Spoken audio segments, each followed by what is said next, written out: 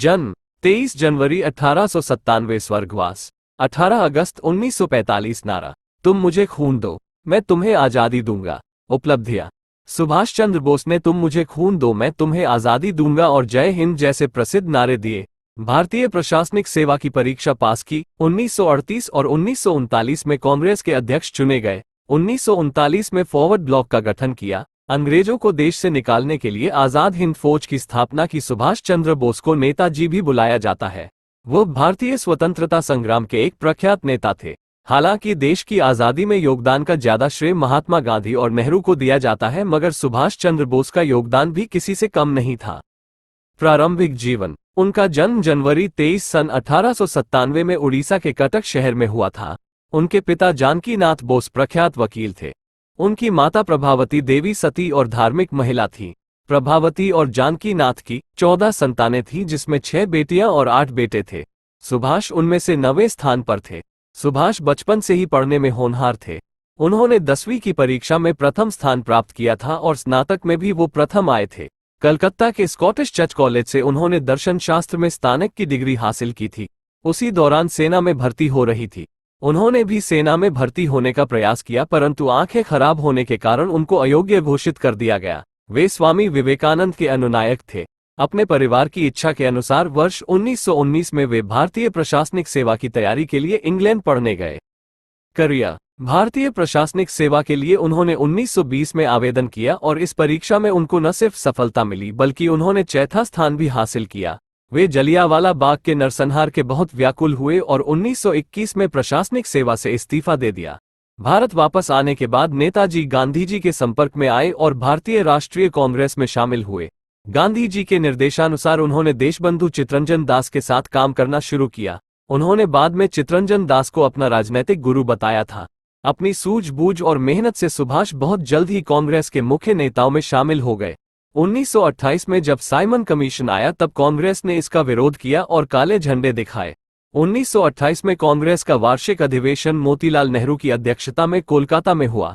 इस अधिवेशन में अंग्रेज सरकार को डोमिनियन स्टेटस देने के लिए 1 साल का वक्त दिया गया। उस दौरान गांधी जी पूर्ण स्वराज की मांग से सहमत नहीं थे।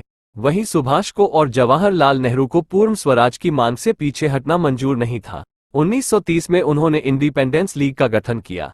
सन 1930 के सिविल डिसोबीडेंस आंदोलन के दौरान सुभाष को गिरफ्तार कर जेल भेज दिया गया। गांधी इरविन पैक्ट के बाद 1931 में उनकी रिहाई हुई। सुभाष ने गांधी इरविन पैक्ट का विरोध किया और सिविल डिसोबीडेंस आंदोलन को रोकने के फैसले से भी वह खुश नहीं थे। सुभाष को जल्द ही बंगाल अधिनियम के अंतर्गत दोबारा जेल में डाल दिया गया।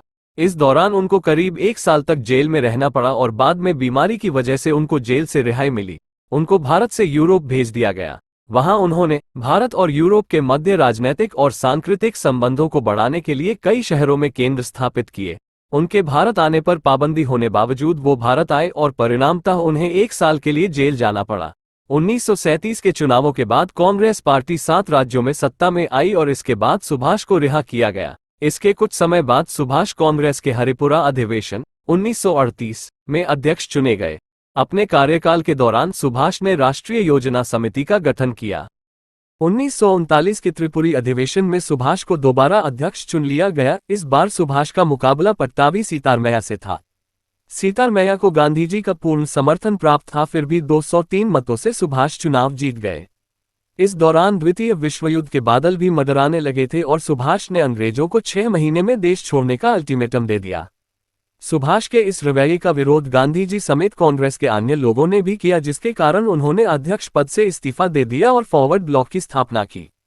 सुभाष ने अंग्रेजों द्वारा भारत के संसाधनों का द्वितीय विश्व युद्ध में उपयोग करने का घोर विरोध किया और इसके खिलाफ जन आंदोलन शुरू किया।